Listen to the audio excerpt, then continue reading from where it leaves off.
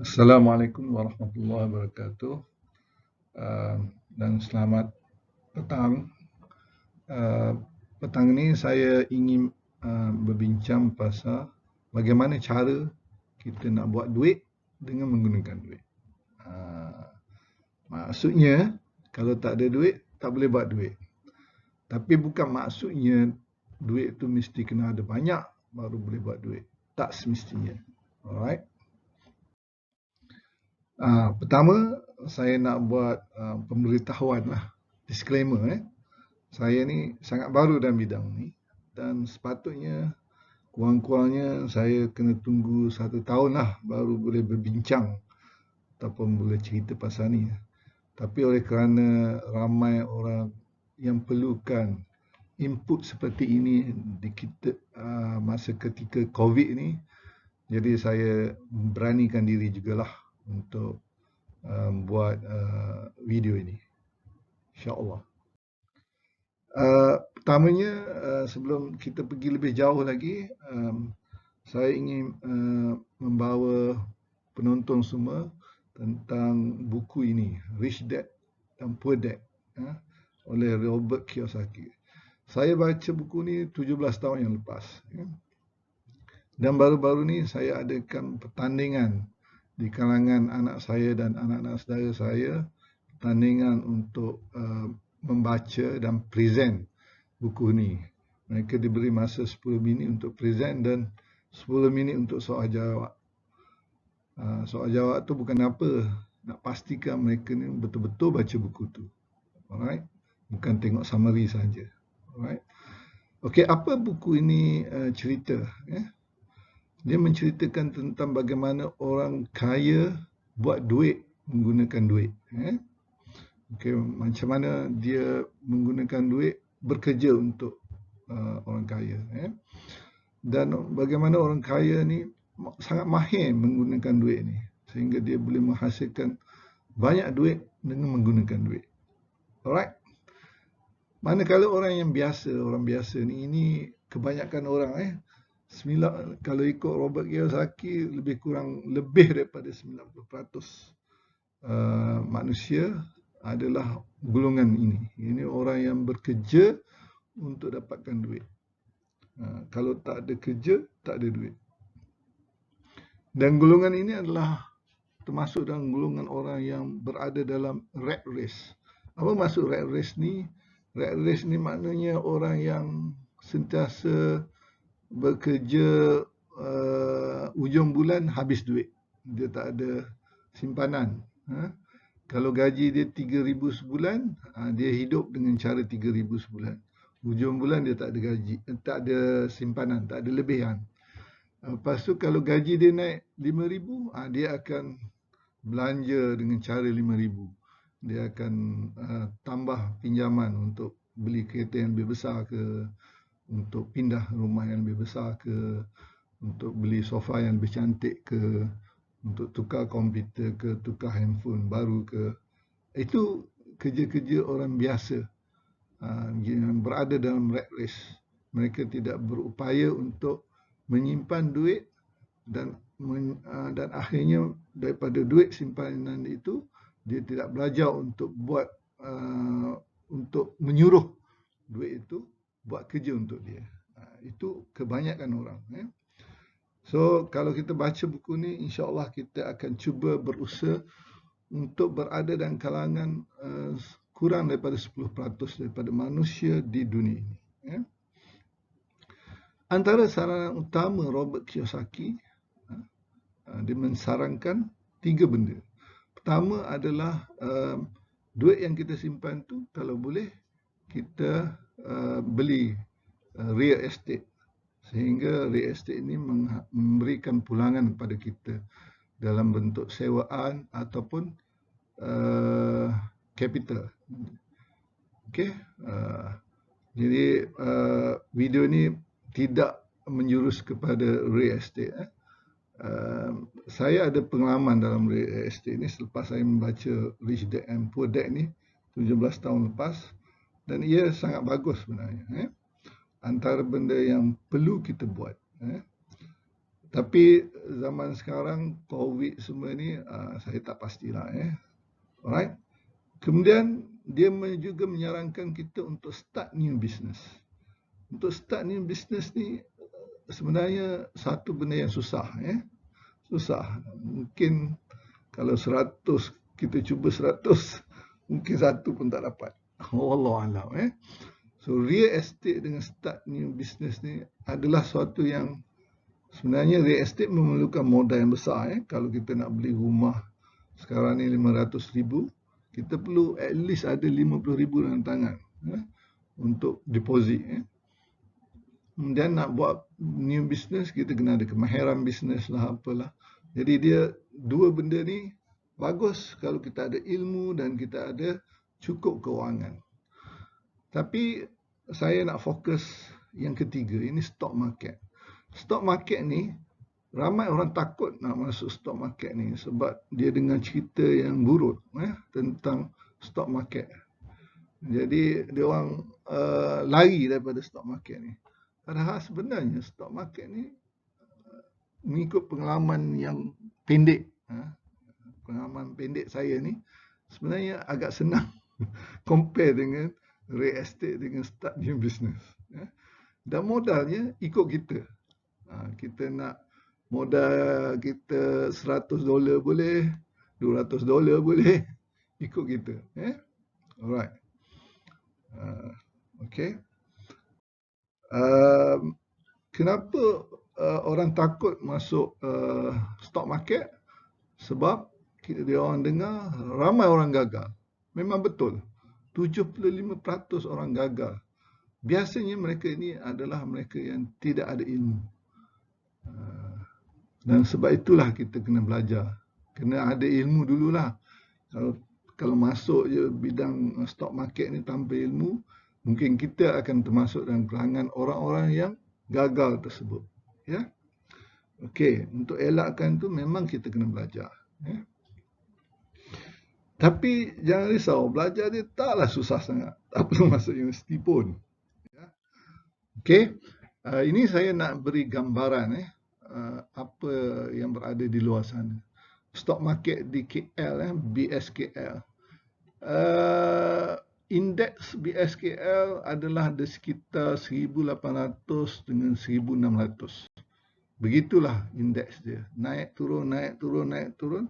Tapi dia dalam keadaan 1,800 dengan 1,600. Dia tak ada meningkat. Dia aja stagnan dekat situ. Kalau kita tengok tahun lepas, dia menurun lah. Saya rasa ni banyak tempat pun menurun. Dan kita dah jatuh pada 1,627. Alright. Hujung tahun lepas lah. Alright. Dan kita juga baca akhbar bahawa Malaysia punya FDI pun jatuh. So tidak mengujakan untuk kalau kita nak masuk BSKL lah. So kalau kita tengok Air Asia punya stock market daripada pernah satu masa dulu dia RM4, sekarang dia dah jadi 0.68 sen sahaja. Alright. Kemudian kita tengok US punya stock market. Daripada tahun 2011 hingga 2020, dia punya stock market makin meningkat, makin meningkat, makin meningkat, makin meningkat. Macam BSKL sama je lebih kurang. Tapi di US, Nasdaq ni adalah untuk saham-saham teknologi. Dia sentiasa meningkat. Lubuknya dekat sinilah basically. Kalau kita tengok New York stock market juga meningkat. Dia tak ada stagnan, dia tak ada duduk dekat sini je. Dia meningkat. Alright. Oleh kerana itu, kenapa kita pilih, sebab itulah kita kena pilih stock market US rather than stock market Malaysia. Bukan pasal kita tak patriotik. Kita patriotik tapi bab duit ni kita nak buat duit. Okey. Ini saya nak cerita investment saya dalam masa sebulan. saya beli dan jual 3 stok market ni ya. Sebenarnya saya beli lebih daripada 3 ni. Tapi yang lain tu saya simpan untuk jangka masa panjang, sederhana, pendek. Tapi ini saya gunakan 3 ni untuk jual beli untuk dapat keuntungan dalam masa sebulan. Contohnya, saya beli BNGO ni pada 31 hari bulan 12. Pada saat itu harganya adalah $2.9. Dan selepas 15 hari, saham itu naik kepada $7, $7.48. Jadi saya masukkan $260, saya dapat $403. Banyak untung kan? Stok yang sama, saya beli pada 6 hari bulan 1, tadi 13 hari bulan 12. 6 hari bulan 1 saya beli lagi, tapi harga ni dah naik lah 5.1. Dan saya jual pada 19 hari bulan 1 pada harga yang lebih tinggi daripada yang saya jual tadi. Itu 9.9. Dan saya dapat keuntungan 183 USD. Ini keuntungan. Kemudian saya beli TRXC pada 11 hari bulan 1 pada kedudukan harga 1.61 dan saya jual pada 20 hari bulan 1 dengan harga 4.1. Saya untung $309. Okey. Maknanya tak sampai sebulan pun saya punya urus niaga dan saya hanya buat 3 kali saja untuk jual beli ni. Jadi apa keuntungan saya? Modal saya 660, keuntungan saya adalah $895. Dan saya mendapat 135% berdasarkan modal 660. Okey, kalau kita translate dalam bahasa dalam ringgit Malaysia, modal saya 2,700, saya jana 3,620. Apa kerja saya? Relax saja. 3 kali saja saya klik-klik kat komputer, saya dapat 3,620. Right? Okey, saya nak cerita sikit apa share yang saya beli tadi. TRXC adalah satu company Transentric. Kerja dia adalah buat robot untuk laparoscopic surgery. Sekarang ni ramai orang buat laparoscopic surgery ni, dia duduk sebelah patient. Dia duduk sebelah patient buat laparoscopic tu. Tapi dia menyebabkan surgeon tu sakit belakang lah, sakit bahu lah, sakit tangan lah sebab positionnya. So Transentric buat suatu development baru, iaitu membuat robot. Jadi surgeon ni boleh duduk tempat lain, tak semestinya dalam OT juga, tempat lain pun boleh. Dan dia tengok kamera dan dia boleh operate ni menggunakan gadget kat tangan dia dengan kursi yang lebih selesa lah. Dia buat dengan lebih selesa. Jadi tak ada isu sakit bahu, sakit belakang. Okay, ini satu company. Dan baru ni dia meningkat sebab dia sebelum ni dia boleh dipasarkan di US sahaja. Tapi baru-baru ni dia boleh dipasarkan di Europe. Sebab itu share dia meningkat. BNGO pula nama dia adalah Bionano Genomic. Baru-baru ni dia buat penemuan. Dia basically company yang buat screening gene. Dan dia ada satu mesin nama dia Sapphire. So kalau kita masukkan darah kita dalam mesin tu, dia akan buat DNA sequence kita. Dan dia baru-baru ni dia dapat buat penemuan bahawa dia boleh tentukan jin mana yang sebenarnya membawa autism. Jadi akan datang senang nak detect autism guna mesin ni je. Autism antara satu penyakit yang susah nak detect sebenarnya. Alright. Okey, kita tengok Transentric punya share. Saya beli RM1.61 dan masa tu dia dah meningkat dah. Tapi saya rasa dia akan meningkat lagi. Jadi saya belilah RM1.61. Kemudian dia naik sampai RM4, RM4 pula. Kita pakai dolar $4.1. Saya jual kat sini. Saya untung lah. Okey, stok yang kedua adalah BNGO. Bionano tadi. Kalau orang beli daripada 50 sen ni untunglah. Tapi saya beli dah masa dia dah naik. Tapi bila saya tengok dia akan naik lagi, saya belilah kat 2.92. Jadi dia bila naik, saya jual dia dekat 7.48. Kemudian dia turun balik. Saya beli dekat 5.16. Dan dia naik balik, saya jual dekat 9.9. Okey. Kalau saya beli dekat sini dan saya jual dekat 9.9, saya hanya dapat untung 6.98. Tapi bila saya buat dua kali macam ni, dia naik, dia turun, dia naik, saya jual, dia turun, saya beli. Lepas tu dia naik balik, saya jual balik. Saya dapat 9.28. Jadi kalau kita buat macam ni, sebenarnya lebih untung. Tapi kena tengok lebih teliti lah. Alright. Pun dua kali je. Bukannya duduk depan komputer setiap masa. Tak ada. Saya tidur tiap malam pukul 11. Alright. Okay. So, saya pun nak cerita tentang jenis-jenis pelaburan dalam saham. Kita kena ada pembahagian. Kita sendirilah kena buat perancangan.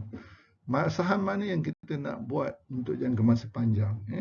Saham mana yang kita nak buat untuk jangka masa sederhana. Jangka masa pendek, yang sangat pendek dan mungkin yang hari-hari. Saya tak buat hari-hari lah. Saya cuba buat jangka masa sangat pendek ni. Dalam masa sebulan, mungkin saya jual 3-4 saham. Saya ada jangka masa pendek ni, contohnya vaksin sekarang ni. Vaksin Moderna. Saya belilah. Dan saya tahu dia untuk pendek. Bila ramai orang nak pakai, dia punya share dah naik. Saya jual lah. Mungkin setahun. Okay. Dan juga mungkin ada share yang pendek ni. Contohnya share TripAdvisor ataupun Airbnb. Masa ni dia memang jatuh lah. Kan. Masa COVID semua ni.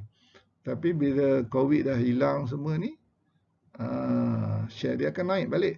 Jadi itu jangka masa pendek lah. Jangka masa sederhana ni kita kena tahu ini pada saya contohnya adalah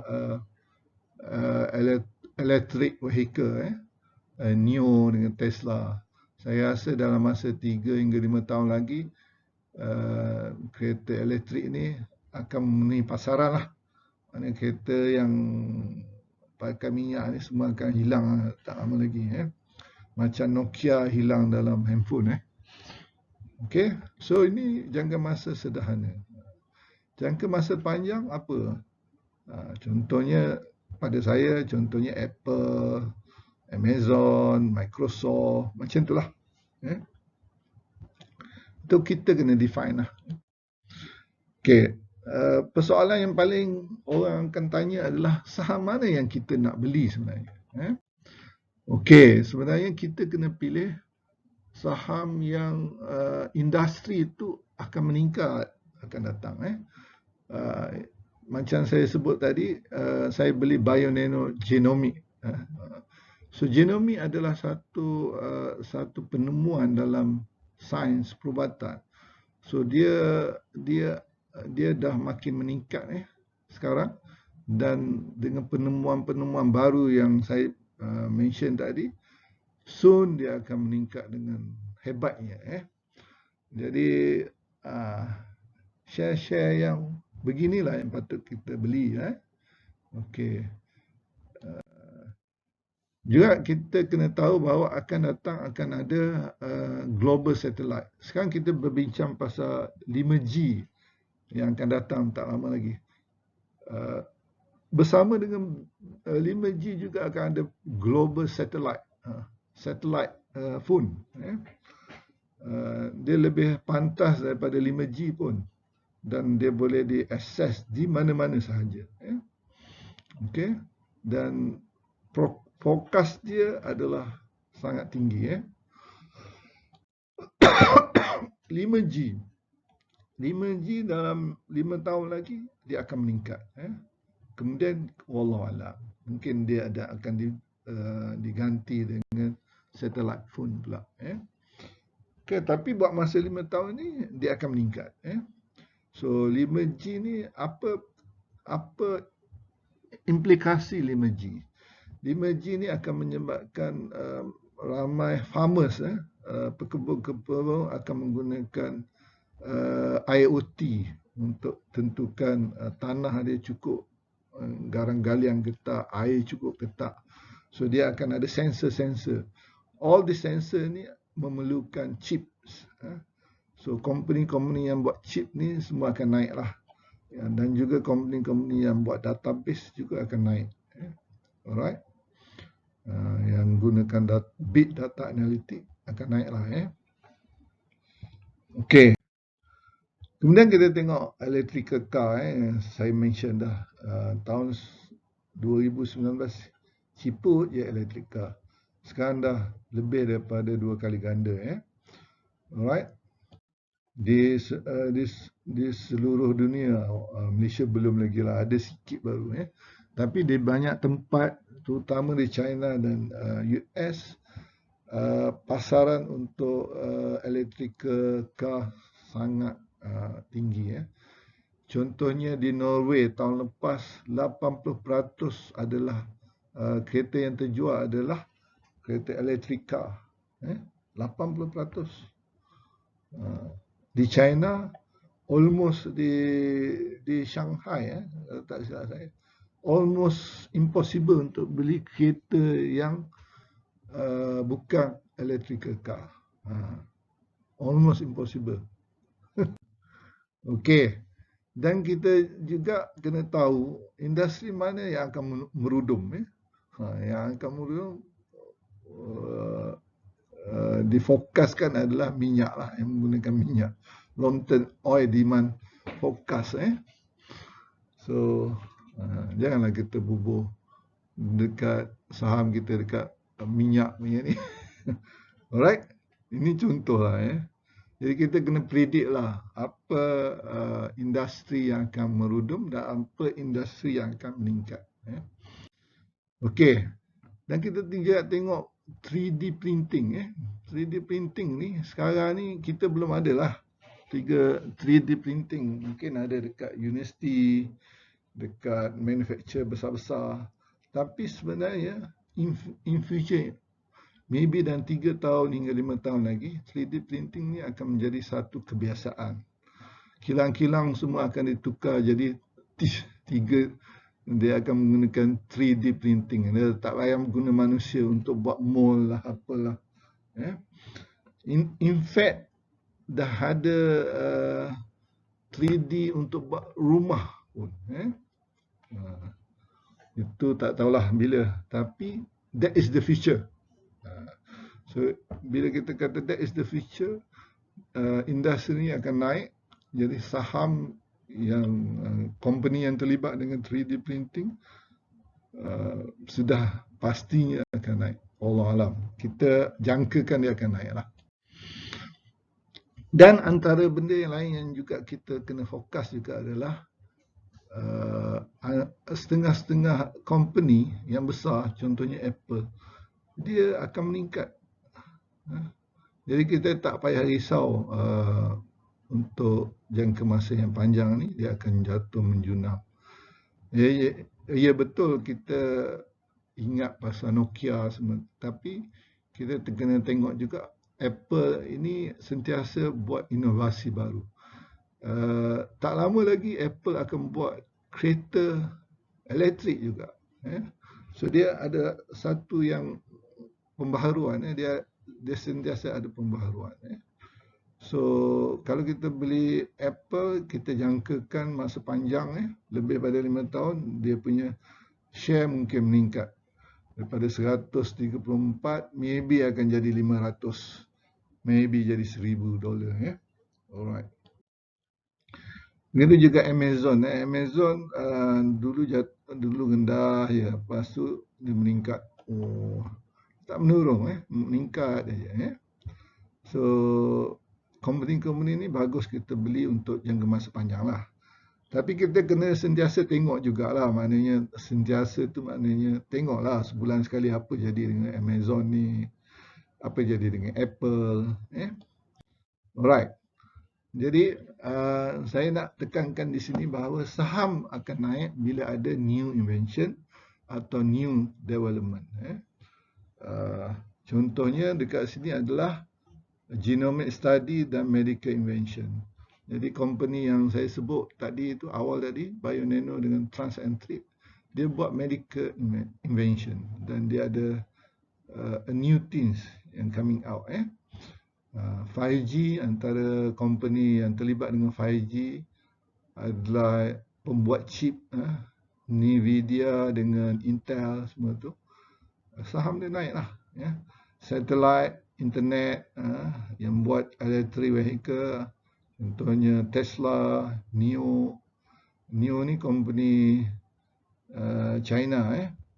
China, most of the, kalau saya pergi 2 tahun lepas, saya tengok kebanyakan motosikal dia semua dah elektrik. So 3D printing, renewable energy, kita tahu Biden dah menang presiden baru ni dan dia adalah orang yang sangat pro dengan solar energy. So company-company yang terlibat dengan solar energy, share dia akan naik lah. Dan juga yang penting kita tahu COVID vaksin yang ada dalam pasaran sekarang ni adalah Pfizer dengan Moderna. Ada 3 lagi yang tengah phase 3, belum keluar dalam pasaran lagi.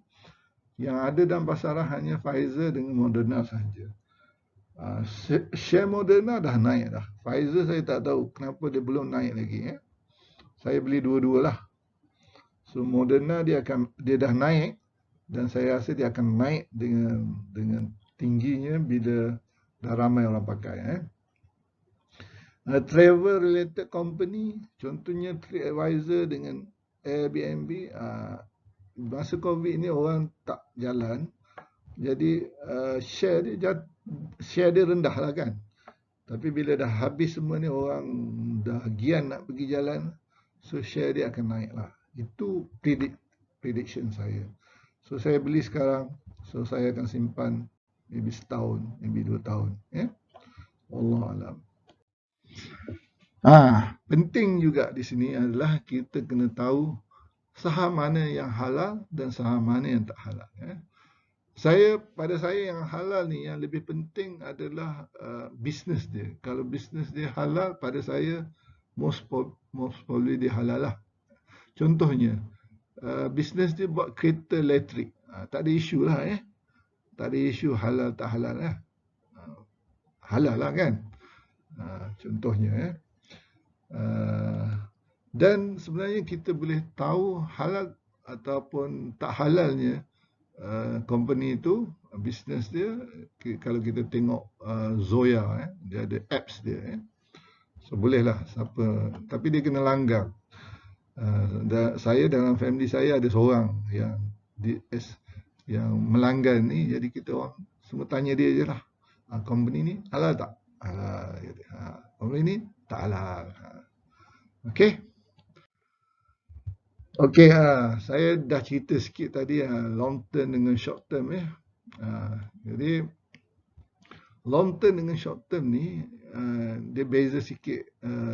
Jadi short term ni dia jual beli, akhirnya dia dapat untung RM12. Dia naik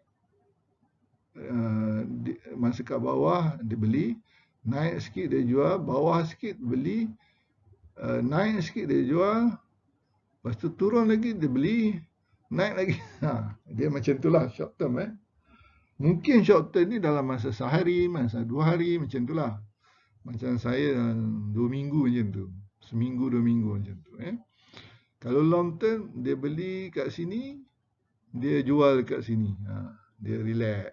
Tunggu sebulan, 2 bulan lagi dia jual. Okey. Ikut kita lah. Kalau kita nak tidur lena senang, relax long term lah.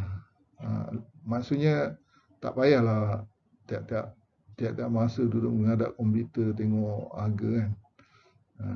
Sekarang ni kita boleh set je nak jual bila, masa harga berapa, nak beli bila, masa harga berapa. Okey. Ini sangat penting untuk diberitahu Saya ni bukan financial advisor, saya ni medical doctor Tak ada isu bukannya financial advisor. Dan semua share yang saya bubuh tadi tu saya study Saya belajar saya ni tak ada, itu bukannya financial advisor. So jangan ikut saya Okey. Dan untuk main stock ni kita panggil main lah orang selalu panggil main tak tahu pasal apa main, jual beli stok kita kena ada usaha untuk cari ilmu.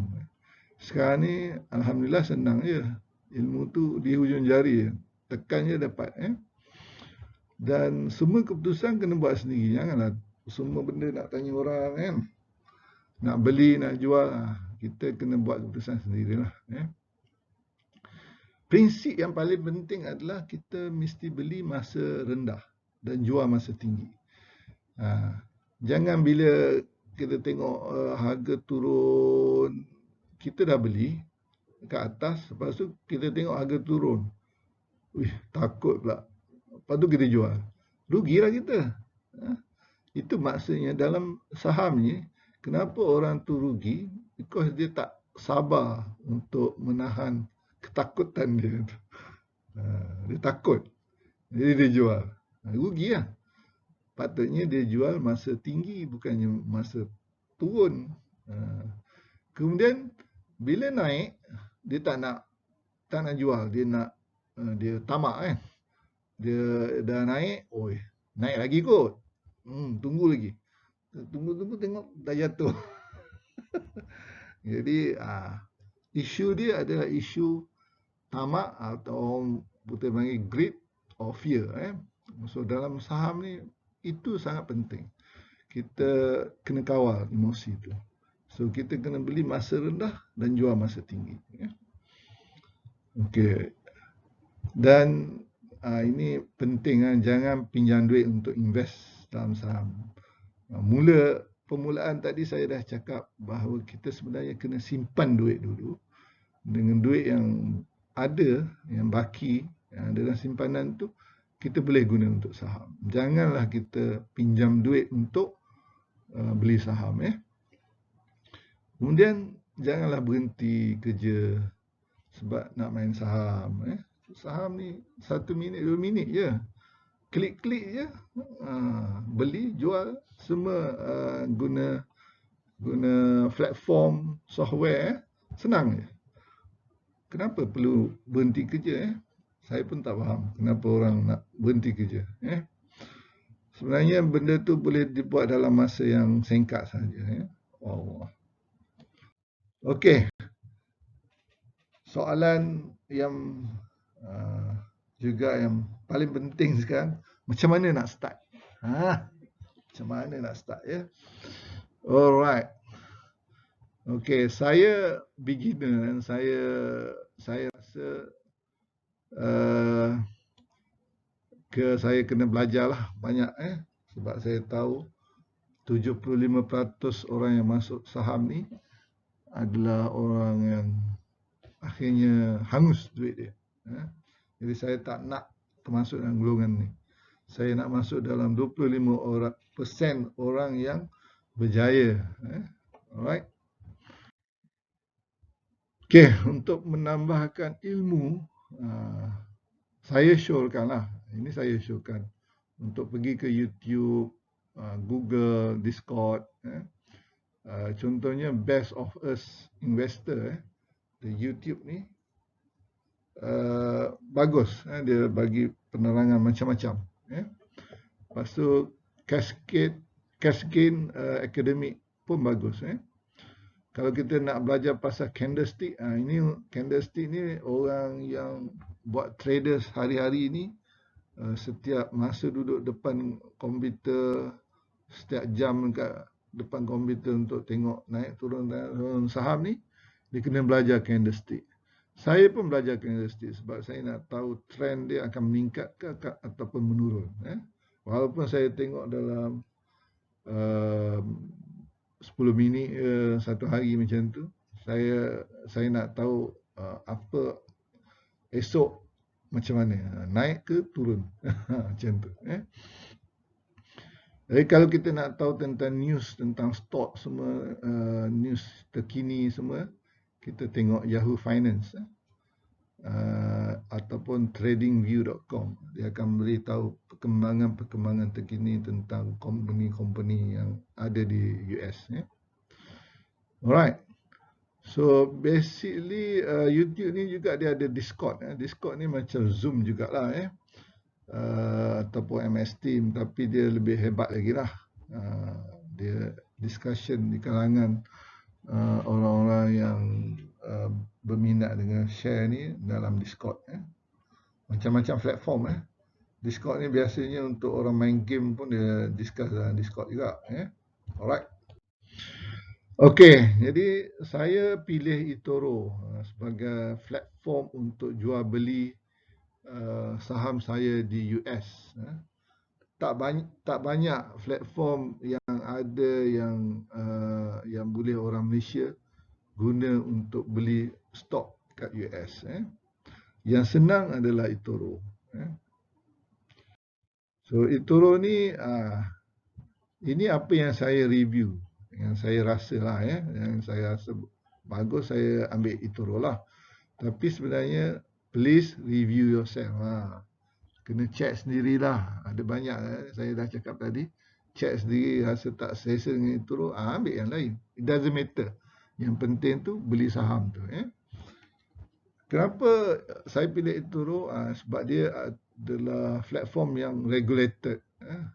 Australian iktiraf dia. Okay. Cyprus pun iktiraf dia. Dan dia ada Islamic account. Boleh buka Islamic account dia. Lepas tu dia very user friendly untuk orang baru belajar macam saya ni. Saya guna itu mudah. Lepas tu dia ada copy trading. Copy trading ni, apa maksud copy trading ni? Kita boleh tengok dekat eToro ni siapa yang perform. Berapa persen dia perform. Mungkin orang tu bulan ni dia untung 70%. Bulan lepas 90%. So kalau kita tengok performance dia bagus, kita boleh copy je dia. Tak payah bayar apa-apa, kita copy je. Apa maksud copy ni? Kalau dia jual beli, kita pun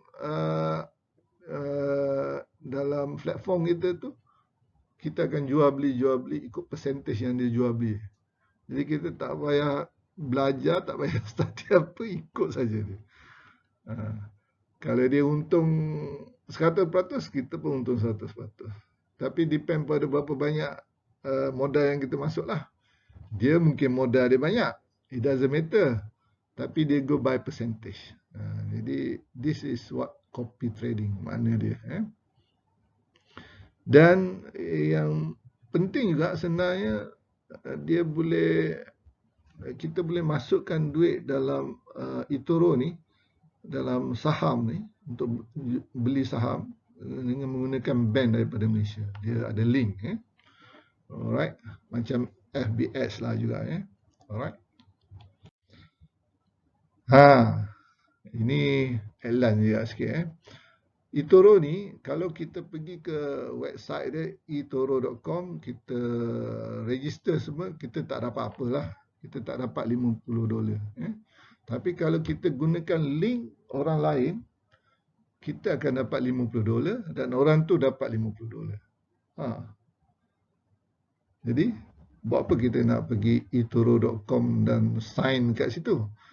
Baiklah kita ambil link kawan kita ke, kita dapat $50, kawan kita pun dapat $50. Dan dia maksimum 10 orang. $500 lah paling tinggi untuk dapatkan duit daripada referral link ni. So, itulah dia. Okey. Itu saja penerangan saya tentang bagaimana dalam masa sebulan saya telah berjaya mendapat 135% keuntungan. Itu saya baru belajar dan saya hanya masukkan $660 sahaja untuk menghasilkan $800 lebih. Jadi sebab saya masih baru, saya tak beranilah bubuh banyak-banyak. Wallahualam. Kalau ada apa-apa persoalan ke apa ke, boleh tanya dekat komen kat bawah tu. Kalau saya ada masa, saya jawablah. Yang penting adalah tolong subscribe channel ni dan tolong like channel ni. Alright, channel ni baru tubuh. Wallahualam. Assalamualaikum warahmatullahi wabarakatuh.